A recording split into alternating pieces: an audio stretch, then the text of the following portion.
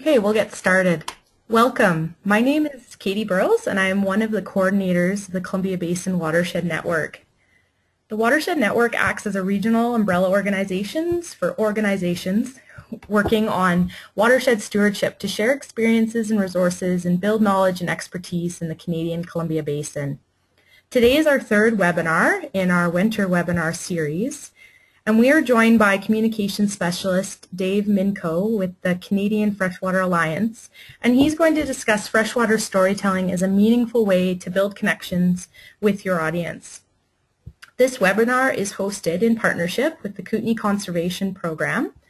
The Kootenay Conservation Program is a broad partnership of organizations from across the Kootenays that works to conserve landscapes that sustain naturally functioning ecosystems.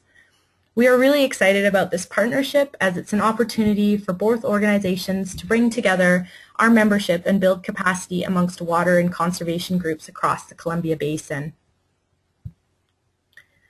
There are 2 remaining sessions in our webinar series. On February 12th, Deb McKillop will be delivering a session on the BC Biogeoclimatic Ecosystem Classification System. And on March 10th, Dr. Hans Schreier will be discussing emerging issues in mountain watershed management. So you can visit the CBWN or the KCP website to register for these sessions. And also, if you've missed the last 2 sessions, you can watch recordings of these on our websites as well. I will be administering this webinar, so if you have any technological issues or concerns, please send me a message and I'll do my best to address them. Also, if you lose your connection or you're removed from the webinar for any reason, click on the link that was provided when you registered and it should plug you back into the session. Thank you in advance for your patience. We have about 40 registrants for this session, so there's quite a few folks on the line. You will notice that the participants have been placed on a blanket mute, and this has been done to avoid background noise and feedback. If you have any questions during the webinar, please use the chat box. Dave is going to enlighten us for about 40 minutes, and then we'll have about 15 minutes for questions at the end. So you're welcome to post your questions and thoughts throughout the presentation, but we'll wait to address them during the question period at the end of the session. So without further ado, I'm pleased to introduce you to Dave, the communication specialist with the Canadian Freshwater Alliance. He describes himself as a veteran print and broadcast journalist, including more than a decade of public radio, a decade as a public radio producer in San Francisco. Most recently, Dave has been an editor for Climate Access, a network for climate communication, communicators trying to engage the public and influence policy. He has a Master's of Science in Journalism from Northwestern's Medill School of Journalism and a Bachelor of Arts degree from Duke University. So thanks for joining us, David, and I'm just going to pass the presenter controls on to him.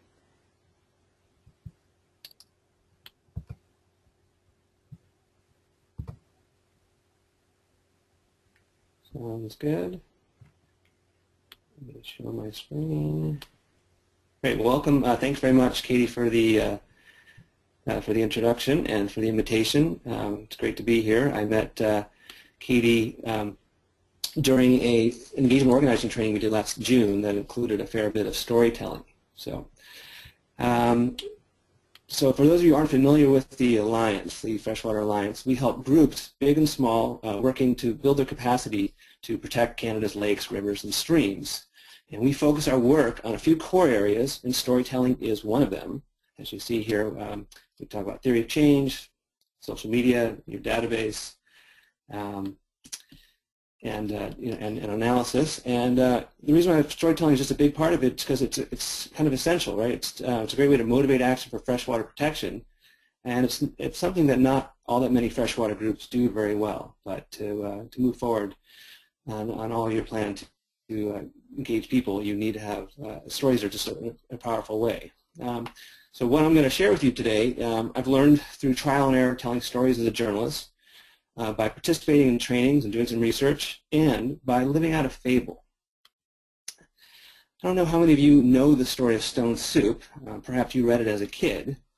I didn't learn it until I was in my late 20s. That's when I had a vision of putting together a homegrown festival/fundraiser, and I introduced two of my friends, Ted and Jeff, who I thought would be interested in the idea. And after I rambled a bit about the vision I had for it, Jeff asked if we knew the story of stone soup. And since neither Ted or I had, Jeff proceeded to tell the story. As you can see, there's many versions in many different cultures, but the essential idea is that travelers come to a village that's been through hard times, and after being for food, they start to cook stones in a pot. And then curious villagers are told that it would be better with a little salt, some onion, and so on, which the villagers gradually supply, and they end up learning the power of sharing after they have a big feast. So when Jeff finished, we knew we were going to create an event called The Soup, where everyone would be an ingredient, would bring an ingredient and be an ingredient. So without that story of stone soup and our story of deciding to make stone soup, we had just an idea and intention, or I did at least. And many of you have great ideas and plans, and you use words to describe them. But without story, it can be very hard to engage audiences. The soup is still going strong 20 years later, but I don't know if year one would even have happened without the metaphor of stone soup. It was an easy way to explain to people who didn't know it, and for people who shared the values of the story, which included building community, helping others, hopefulness. It was a shortcut to conveying things they already felt. And even for those who didn't want to attend, they got and remembered the gist of what we were trying to do because we have the story. So speaking of stones, storytelling has been around at least since the Stone Age. So today we're going to look at why storytelling is so good at moving people to action. So today's not just about stories, just to entertain, but it's about how we can move people to action. And today we're going to look at how you give you some ideas on how you can get better at doing it. The good news is that storytelling is integral to who we are. Here's a quote that I found a while back. We live in story like a fish lives in water. We swim through words and images, siphoning story through our minds the way a fish siphons water through its gills. We cannot think without language. We cannot process experience without story. And then another thing that I found, so stories are all around us. So just to prove it, just look how much storytelling is used to motivate audiences to take action, whether it's to buy products, to cast your votes, and to get engaged on an issue. And I think more and more people are getting that, the power of stories. It still takes some work to figure out how to do it well, but it is all around us. And this list of why stories work, we'll just kind of do a little overviews before we move on to other things and how to do it. But this list I found, storytelling is simple because anyone can do it. You don't need to be, it's helpful to have this kind of a training, but you don't need to be an experienced orator. We all can do stories. It's timeless. It's always worked and always will from the Stone Age.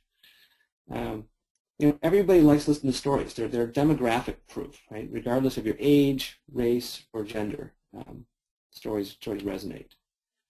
And they're contagious. They can spread like wildfire without any additional effort on the part of the person telling the story. And you have to be okay with that too. Some stories will take on a life of their own. Stories are easy to remember. You'll probably remember some stories from today's presentation more than anything else. And they appeal to all kinds of learners, visual, auditory, or kinesthetic. Visual learners get mental pictures that storytelling evokes. Auditory learners focus on the words and the storyteller's voice. And kinesthetic learners remember the emotional connections and feelings from the story, which I think everybody will remember those emotions as well, and we're going to be talking about them more in a little bit. It's the bedrock of informal learning is storytelling.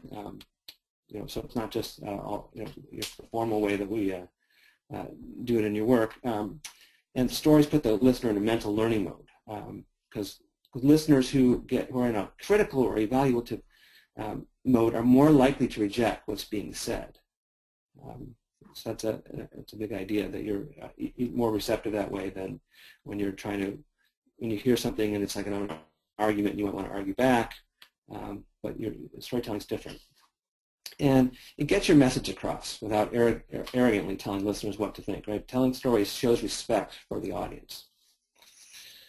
So there's a formula that makes a good story, and this was developed by Marshall Gans. This is Gans' method of public narrative. And Marshall Gans is a guy who been a long-time civil rights activist. He worked with Cesar Chavez back in the 1960s, and then later became a professor at Harvard and became a key advisor during Barack Obama's 2008 campaign. And the formula that he has, it's a very simple formula. It's values plus emotion is what leads to action.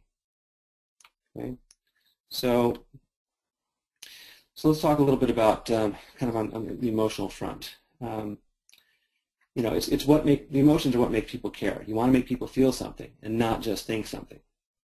So to give you a little science stuff here, I know that a lot of you guys have a good science background, but so our brains do different things when they're on stories. So without getting into too much of the technical stuff, but when we consume uninteresting information, like we listen to a presentation with boring bullet points, a certain part of our brain called the Wernicke's area is activated. This translates the word into meaning. And that's about all that happens. The stories are different. Narratives activate many other parts of our brains as well. So words like lavender, cinnamon, and soap, they elicit a response not only from the language processing areas of our brains, but also those that are for dealing with smells. And stories describing emotion, they cause our neurons to fire the same way they would if you were doing the actual action being talked about. And then there's the amygdala.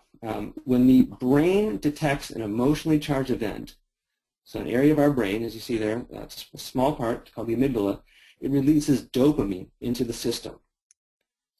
Because dopamine helps us with memory and information processing, it creates kind of a post-it note that reads, you know, remember this. So when we think about our heart, it's actually this part of the brain.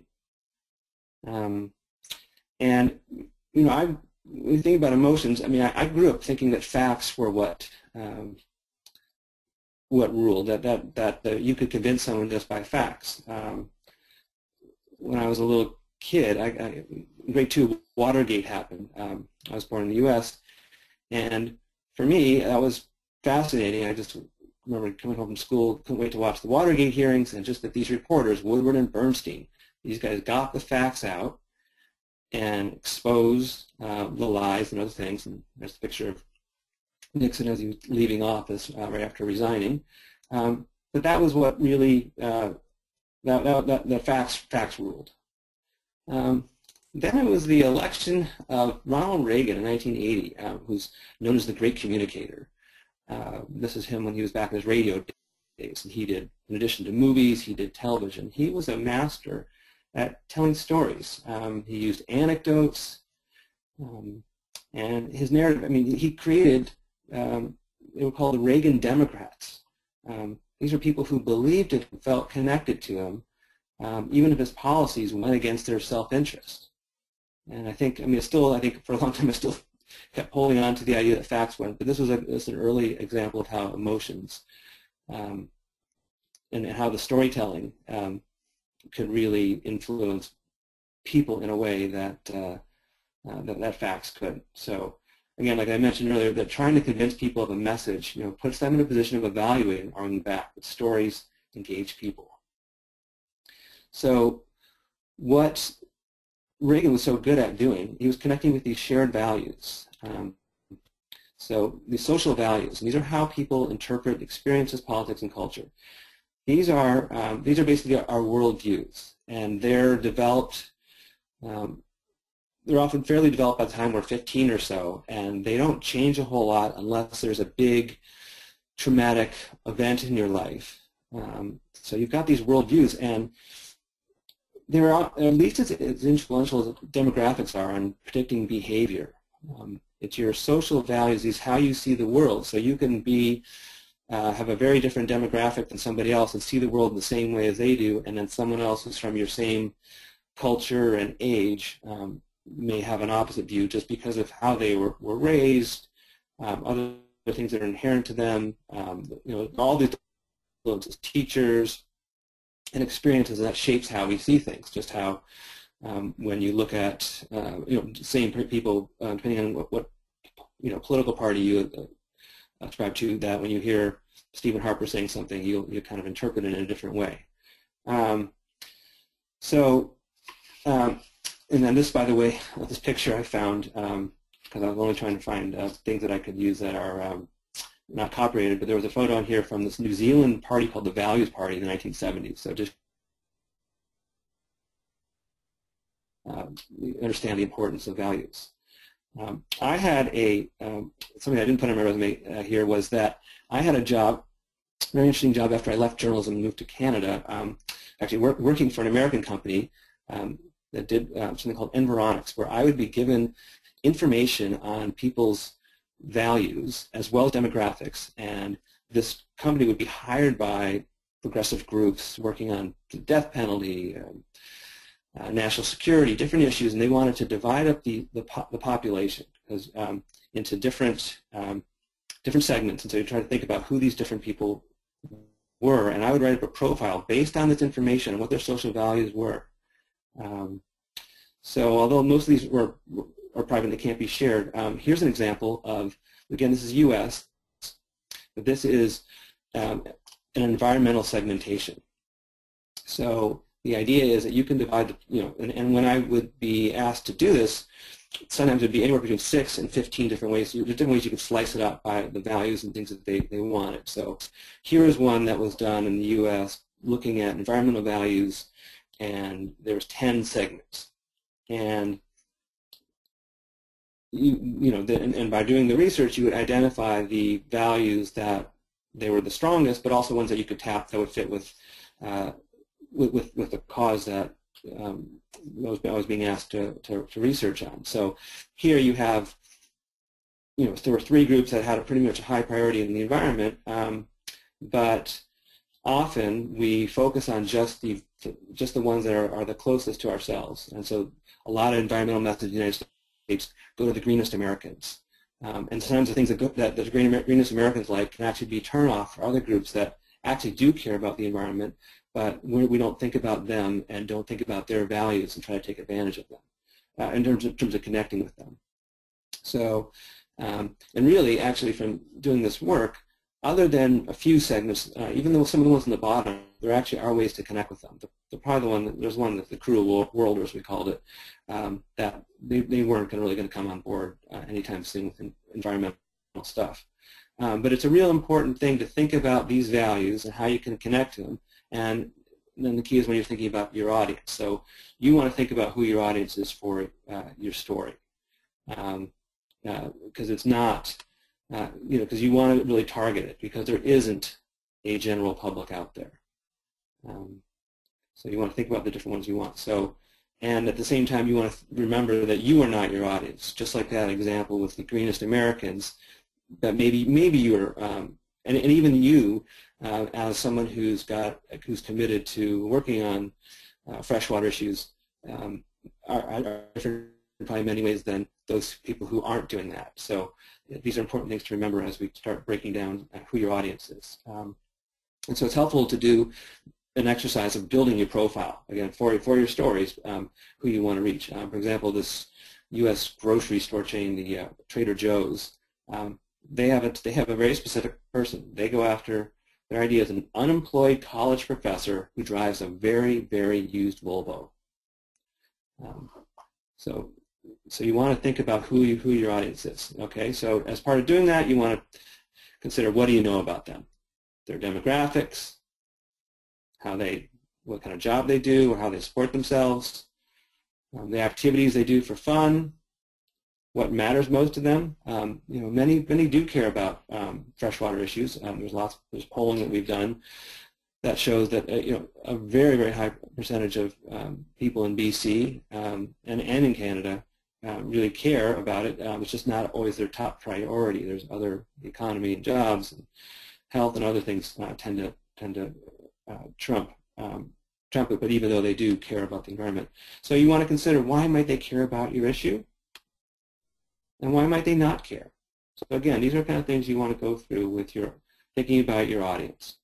Okay, so you have people in mind. When I was a journalist, I had certain people that I knew or I came across that I kind of had a vision of when I would do my stories. And again, that was more, supposedly the general public, but even they're having a very specific thing. But when your work, you do want to think about different segments of the population, and there's a lot of people out there who aren't on board. You might not think about them, but they actually do have a lot of values that you can connect to.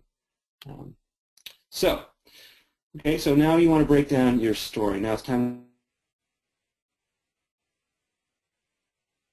and outline it. Okay, so you want to identify what the purpose is. What's your goal?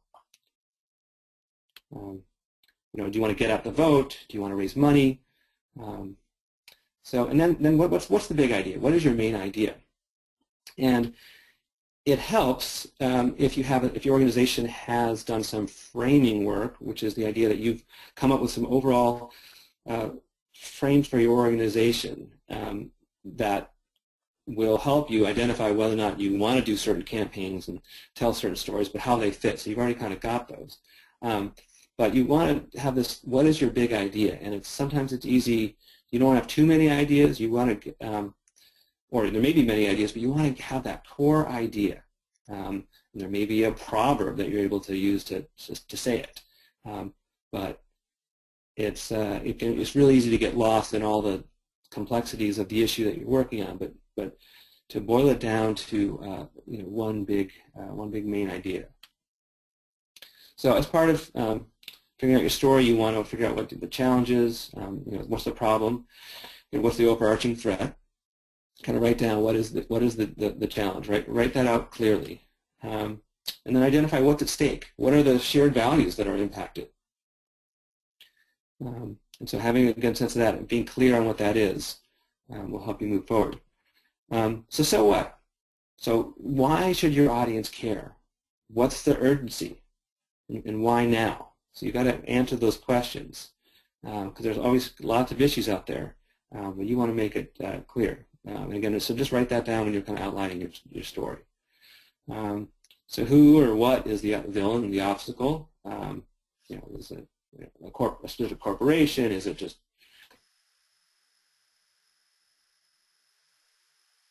could it be government, lack of regulations?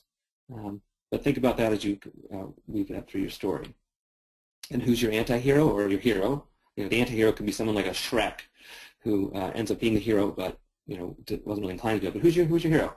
A big hint would be that's a good idea to make your audience the hero when you can, because you're trying to engage them to do something, and so to address that challenge, right? Because there's a choice. So what's the choice? What actions are needed to solve the problem? What can the audience do? Think about that. And then you want to present the outcome as well as the negative outcome. The negative outcome is what happens if you don't act, and then you want to paint that vision of what can happen if people make the choice that you're recommending, and what is it like to overcome that challenge. And a little similar to the big idea, but actually a little bit different, it's what's the moral of the story. So after you've kind of figured out all the things and the different pieces of it, what is the moral of the story? There's a book that I read, it's a book called Winning the Story Wars, the Jonas Sachs, and it has a lot about, it makes the moral is a key element, right? His quote is, "The moral is the core message that underlies, sometimes subtly and sometimes overtly, every story you tell. The moral can be dressed up in any number of plots, characters, and forms, but it should always be there, providing meaning and consistency to your communications." And he lists a few examples here of morals of the story. I threw in the Little Red Hen here, but just, all these kind of childhood stories have those kinds of things, as well as something like Storm Soup. But here's one: the Tea Party. The moral there is powerful elites are stealing America. Real people can see the back. While Occupy Wall Street is powerful corporations are stealing the world. Real people can see the back. The Obama campaign that Marshall Gans worked on, working hard together.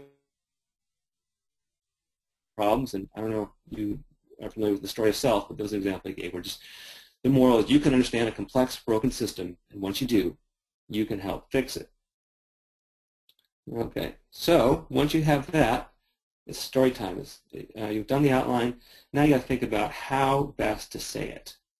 And again, you don't have to be the best storyteller in terms of your experience. You can all do this. One of the biggest challenges is this reversing the curse of knowledge. This is another book that I'd recommend. It's called Made to Stick: Why Some Ideas Survive and Others Die. And when they updated this book, the authors wished they had emphasized this barrier even more. The curse of knowledge, which is basically the difficulty of remembering what it was like to not know something. So in your work, and it's easy to speak the jargon if you're doing the science work or your advocacy language, but it's really easy to forget about. It's very hard about what other people know and don't know. That you know things that they just don't understand. And so just to keep that in mind, kind of have this beginner's mind of how you would tell it to a child. I realize when I talk to my kids, there's a different way that I explain things. And so, obviously the child's not your audience, but I definitely consider that because this curse of knowledge will hold up. And so one way to do that is to make it tangible. Make people feel that they can see and feel an idea. So use very simple, concrete language. Another thing is you can get lost in statistics. Well, it's a lot better to make comparisons and use analogies when you're doing that to make those statistics on something that people can relate to. So reverse the curse of knowledge. So make it relatable. And often it's this way to connect with, on a personal level with people, because there's that the old quote that Stalin actually didn't say, but one death is a tragedy, 1 million is a statistic. But whenever you can, whether or not it's the person telling the story, you focus on the individual story, or you've got a large issue, but you focus on an anecdote. That will make it relatable. So, for example, this I Stand With Randy campaign, this may be this is a Nebraska rancher and help make the Keystone XL pipeline fight very relatable. And the other one here is a picture of someone who's actually on the line right now, Leanne Walker from the Elk River Alliance. And so when she attended the engagement organizing training we did last summer, and so we worked through this Marshall Gann's public narrative, and there's 3 pieces of it, of your public narrative, and there's the story of self, and there's the story of us, and there's the story of now. And you work on all of these, and it's perhaps the most challenging one, I don't know, is the story of self, because you may not think that you have a story, but all of you, doing the work you do, you all have a story, and every organization has a personal founding story. And so what we did, and this is something that's easier to do in person than online, is as a group of 4 people, we divided them up, and actually Katie was in my group, and so was Leanne, and we each started telling our story, and you'd have to, a very short amount of time, you'd have to try to do it in 2 minutes to tell your story of self, and then later we would do and of now. And you realize that, one, it's a hard thing to boil it down to 2 minutes, and you start maybe doing autobiographical, I did this and did that. But with Leanne, we hit on, or she hit on and realized that what resonated was this story of learning how to, 30 years ago, learning how to fish with this older gentleman, and who taught her all the details and how to think like a fish. And the cool thing was, it's great, and it's just a single camera, one shot, so anybody can do this. And Leanne does a good job of telling us why it's important, without the technical details of monitoring, but with convincing details. She talks about the caddisflies and other stuff that you can picture her learning this. And we had some groups that did storytelling training participate in this crowdfunding campaign, this National Freshwater Fund, and that's where Leanne created this video and put it up there, and for their water monitoring program, and they raised more than their intended goal through that. And I think having this video, the simple video of your story of self, And again, it doesn't have to be when you're doing, this helps when it's like a video or an in-person presentation. It doesn't always have to be you. You might want to consider who the messenger is for your audience. Sometimes it might be your volunteers. You might have someone who might relate more than your executive director. And you want them to, for doing an interview, you want to have them, or show them, dress their part. I mean, here's Leanne right by the river, just the river that she loves, as opposed to being in an office.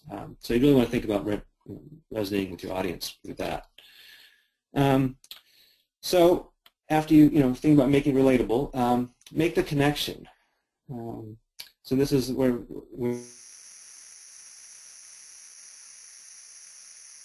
Gan's story of us. This is how you have your story, but as you're thinking about your story, you've got to make it connect to other people. And the example that I sent out in the recommended viewing list, this included the speech by this guy, James Croft, who gave this speech at Harvard, part of this It Gets Better campaign on LGBT issues, lesbian, gay, bisexual, transgender issues. And hopefully some of you watched this. And he has a good story of self, talks about him why being in doing ballet, but he loved it, but with some humor and tease for it, and it's good to use humor even if it's a very intense topic. And he later talks about how he wished he'd come out sooner, because every day he didn't come out as a teacher, he was depriving a gay student of a role model. And the thing that I found, it's a pretty moving video, so if you haven't watched it, I do recommend that you do it. It's his story of us. So his audience is not just the Gay Student Alliance at Harvard right there. It's general student population, or maybe the town. I don't know. But he has these lines like, "We all know what it feels like to be alone." He talks about whether or not you were too tall, or too small, or too smart, or too dumb, or the wrong race, and all this. And he connects this with something that's universal, that people feel. It's why the Stone Soup story resonates with people who feel this longing and separateness and this sense of scarcity when there is abundance around. He also does a great job of using vivid imagery.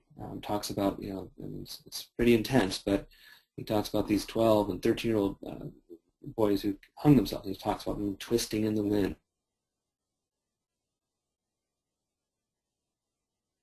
And he says, again, this connecting to the story of us, it could have been your brother, sister, son, daughter, your friend.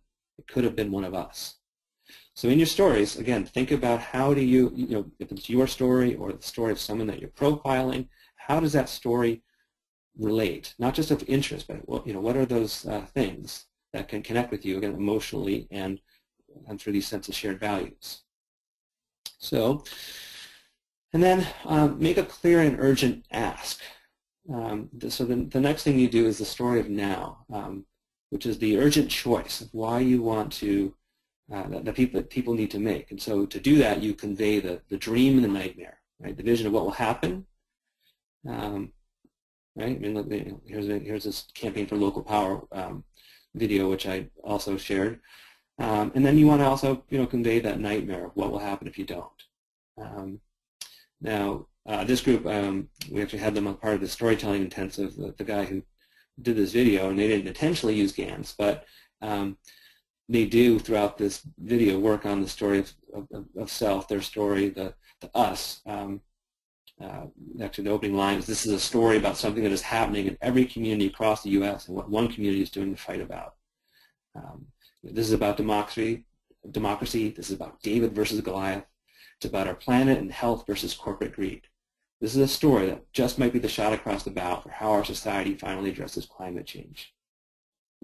So they tie it all together, and one thing to think about when you're doing the story of self, us, and now, it's a good, when you do this practice and you hone it down, break the different pieces, and when you put it together, you don't have to put it into that order.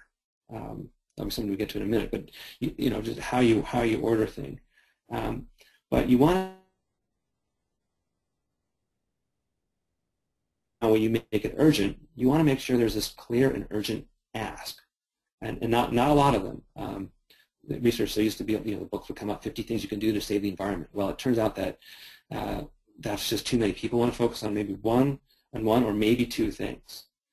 And so at the end of toward the end of this video, the Campaign for Local Power, which was in Colorado, they were fighting, they basically had created their own public utility, and the power company was challenging it, and there was going to be an election to take away the ability to do it, and they were rallying people for this election.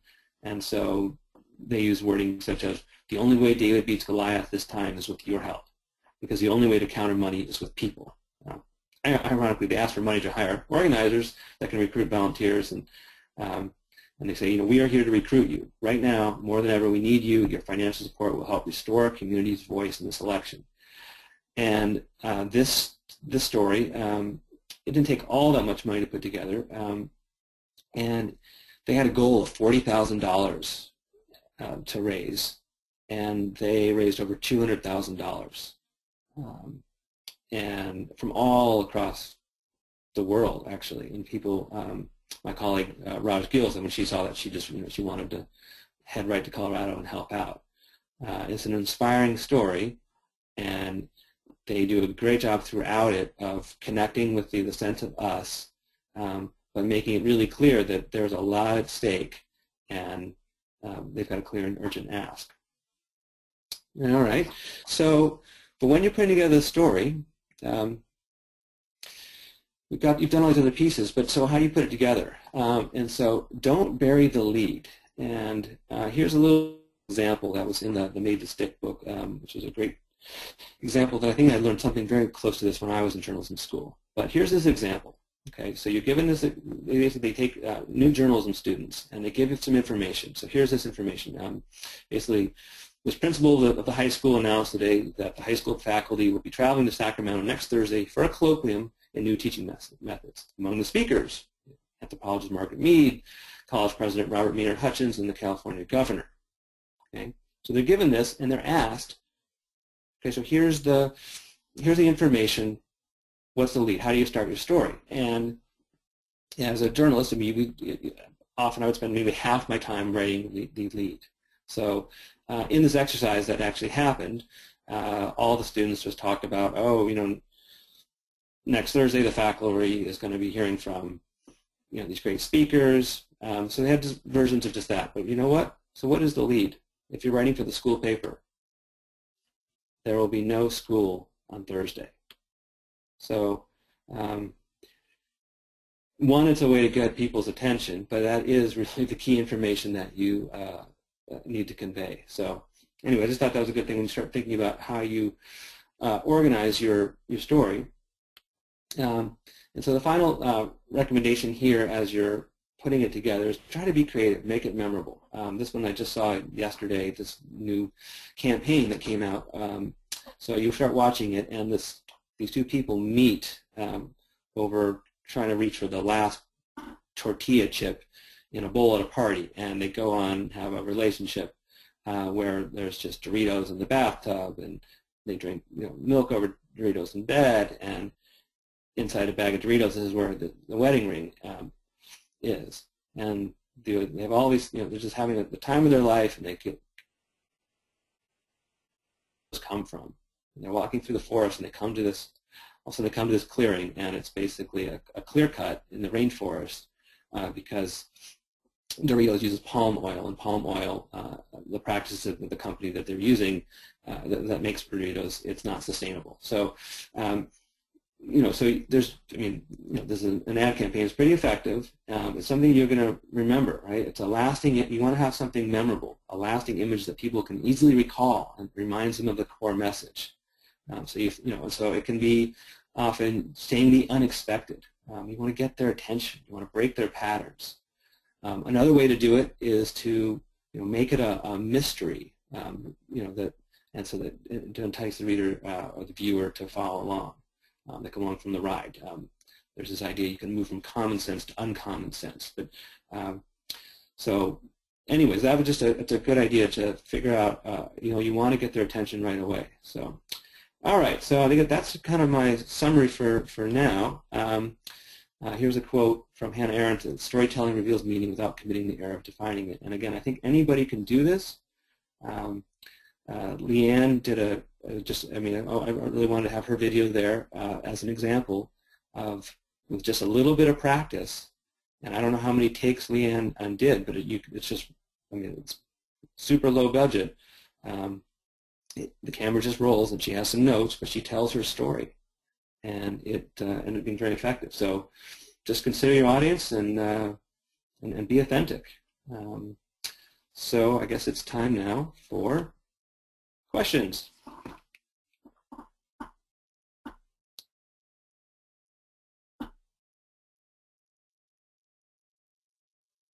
Hi, David. Yeah, thank you so much. That was extremely insightful, and yeah, I really, really appreciate you taking the time to enlighten us today.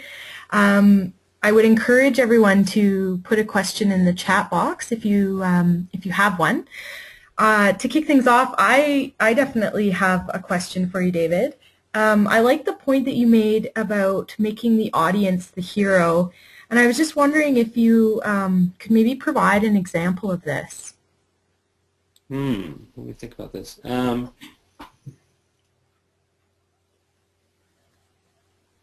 don't. Well, I'm just thinking back to those. Just that's the Stone Soup story again, that you make, that they all are an ingredient. It's certainly an example, but I'm trying to think of an example of a story. All right. But again, so the idea is it's what the audience needs to do. That they're the ones who are waking up and taking action. So. Yeah. God, let me think I'll think if I can even come up with an example. I also will be sending out some additional resources, and if I think of some good audience stories, I'm just drawing a blank. Sorry about that. Oh, that's okay. Is sometimes when you make the audience the hero sort of like the outcome, like in the example of the Colorado power example? Yeah, and also sometimes it's having it resonate, that you identify with people. So that video, that campaign for local power, they're showing, it's just really, they have all these kind of just almost kind of stills, close-ups of all these different faces. So if it goes just for the people in Boulder, then you resonate with those people, like, because there's someone there who maybe that you connect to. So by focusing on all these different people, you get a sense that it's the larger community. But yeah, no, it's more about what you can do. But yeah, let me think of a better example. Okay. We have a question from Michelle, and her question is, if you had one activity to help people become good storytellers, what would it be? She works with a group of researchers, and will be giving some communication to them, training to them in the near future. And given that they do lots of presentations, she thinks that storytelling would be an important element to drive home.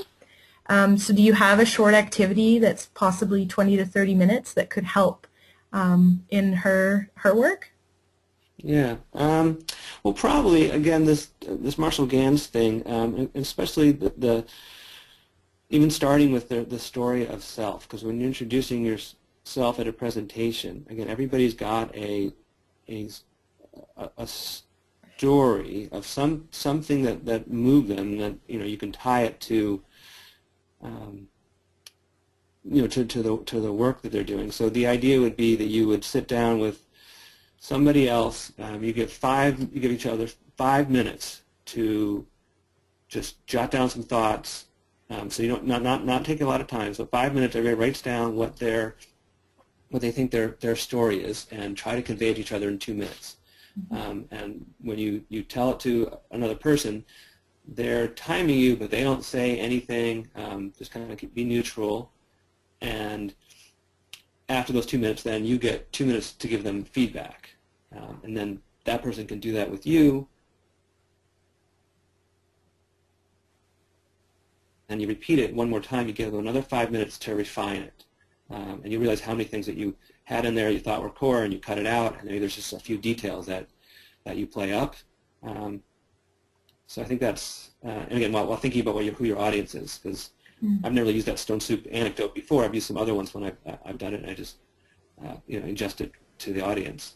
But yeah, I think that just that practice of giving yourself a very short amount of time that helps you identify the core, especially after you have to say it to somebody, practice it, and then do it again.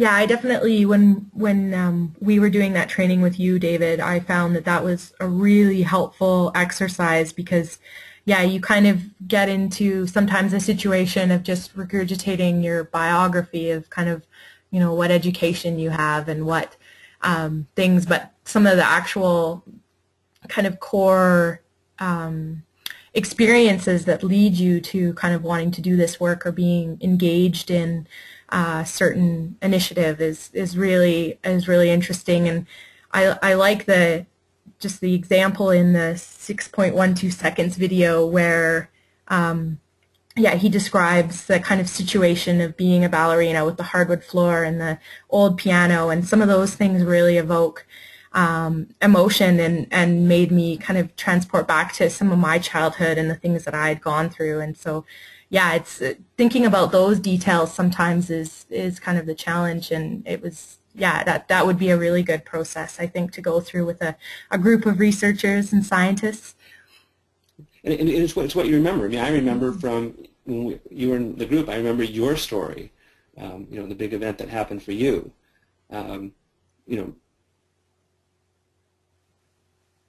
Yeah, exactly, and that's kind of what sticks. Yeah. Do or what your whole story was about, but going back to that, yeah. Yeah. Okay, so Sally has a question. Really, these stories make you remember. I think it's a, yeah, go ahead. Yeah. Sally's question is, how do we get a sensory receptiveness from an individual given the deluge of distracting information or disinformation and sensory input from most people now experience, and how to set up that situation? I don't know, because I mean, it's, that previous slide was about, being creative and do things to break their patterns to get them interested. But you don't want to be over the top with that, and we're all bombarded. Because I do think that, again, part of it is being authentic. No, I mean, it's super hard. There's so much stuff. But we still can get engrossed in a story, in a storyline. And I think it's a story of people. I mean, there's a magazine, People magazine. People want to hear stories. And so when they feel like somebody is opening up to them and not trying to sell them, and you want to find out a little bit more, and like I said, even having this sense of mystery, but it's super hard to get their attention initially. But by being clear on your core idea, with using a proverb or some kind of something that you can really boil down, I think you can get their attention. No, it's hard. I don't know. I mean, think of how much money gets put into ads and how many of them bomb. So, I mean, the main thing is to experiment, be true to yourself, and not lose sight of that core idea, because that core idea should be something that will resonate. I don't know if that helps. Thanks for the question, Sally. Okay, well, we can give a few more minutes for questions to trickle in, but I know that, Dave, you were going to provide the audience a little bit of an intro to some of the Canadian Freshwater Alliance webinars that are coming up. And then maybe after that, if there's some more questions, we can finish off the session with those. So if you have more questions, audience, please put them in the chat box. Okay, and I also will tell another story that I'd saved that if there was time, just the power of storytelling. But here's just some slides just about our trainings at the Freshwater Alliance. So we do these intro webinars on different topics, including storytelling. We have these intensive, these online intensives. There's going to be a 4-part storytelling one probably in late April. The dates aren't solidified with that, where we meet for 4 weeks for like an hour and a half online and work through stories. We have these communities of practice, and we also have one-on-one coaching, which more groups are starting to take advantage of. And so it's a great way to really focus on something specifically that you're working on. So there's all these things that we do coaching on. So planning for impact, right? How to develop your theory of change, and you work on your business model and how to measure what it is. And then there's all the communication things like identifying your audience and doing a communications audit. I did a communications audit when I joined the Alliance, and it's quite insightful. And then how to deal with traditional media. I did at our Living Waters Rally, which we do every 2 years, and we'll be in Vancouver in 2016. I don't have a slide on that yet. I did one on media jujitsu about just taking news stories and how to existing stories and how to help them pivot to get your message out. So something to think about and work on social media. And we have Gauging of Persuadables, which our director Lindsay Telfer led one yesterday, but it's just, again, you see the story is part of it, and power mapping, and how you can develop an engagement pyramid and work with volunteers, again, who are a good source of stories. You probably, especially anybody who's volunteering, right? It's one thing to find a job that will pay the bills, but someone who's doing a volunteer, they have stories, and I would recommend that you talk to your volunteers and find out what their story is, and there may be one that you really want to highlight, or many. And then in managing and mobilizing your constituency with these different databases and things, and how to do fundraising and building your donor base. So we do that, and we have some upcoming webinars. It's not just about the election, but we want to, there's going to be a lot of engagement going on, and so we have a bunch the next month. Again, you can tell there's story is a big part of what we do. How to elevate Canada's freshwater story, an intro to list building, an intro to storytelling, which participants in that will get a discount for the storytelling intensive that will happen later. So that same thing will happen with those who do the intro to theory of change. They'll get a 20% discount off of being the intensive that we're doing the theory of change.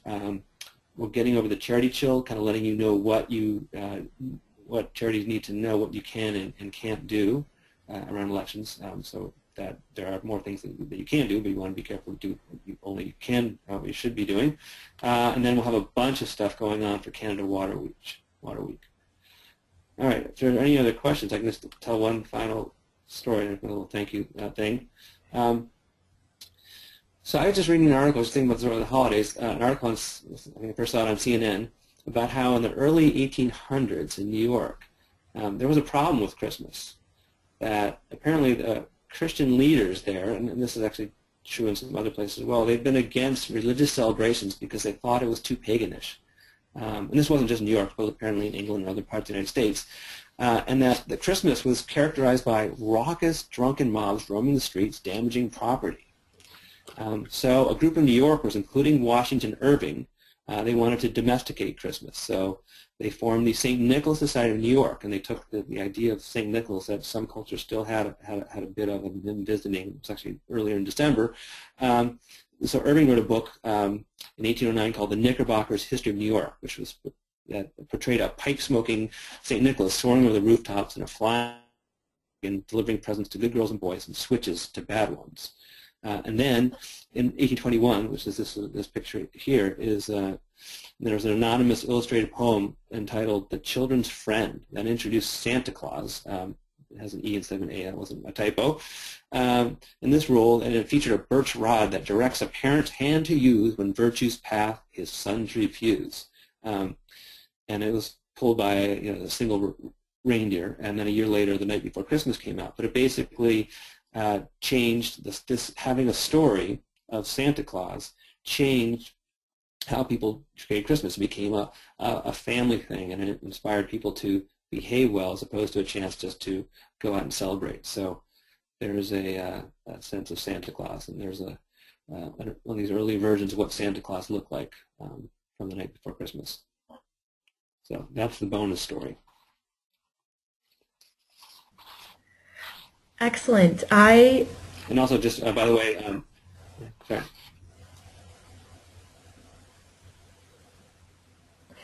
Okay, I'm just reading through a question. Maybe we'll just end with one more here, and then we can be true to everyone's time and finish this up at 11 Pacific.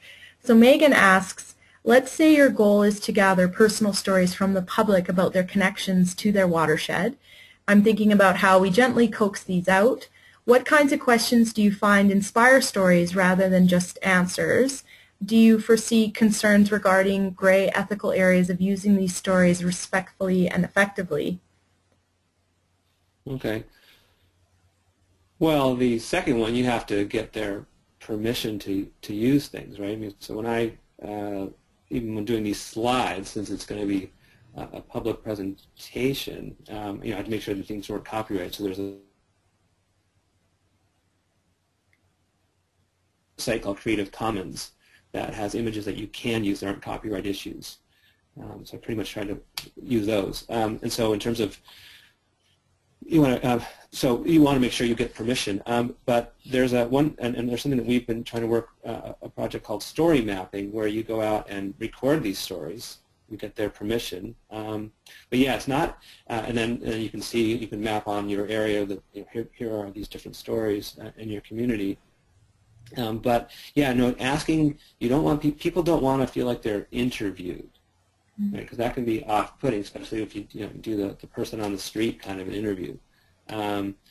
So the type of questions is more tell us something, not why do you support this, or and you get them to think back to something and describe something. So, I mean, you certainly don't want to ask a yes/no question, and it's really not even a question. It's more of an invitation to describe something. Tell us. Can you tell us why you're here, or why and even just get a warm-up question. I mean, really, because people do want to talk, and especially if you can get them to start talking about themselves and not just pontificating on their opinions. So again, don't ask yes/no questions, and make it more of an inviting. I hope that helps, Megan. And anybody wants to connect with me as well, ask me individual questions. My contact info is right here as well. Excellent. Well, thank you so much for joining us, David, and thanks for all the attendees online for participating in this webinar. Yeah, we will post a recording of this webinar if you want to view it again or share it with any of your contacts or your organizations. And thank you very much. I hope everyone has a great day. Thank you, guys.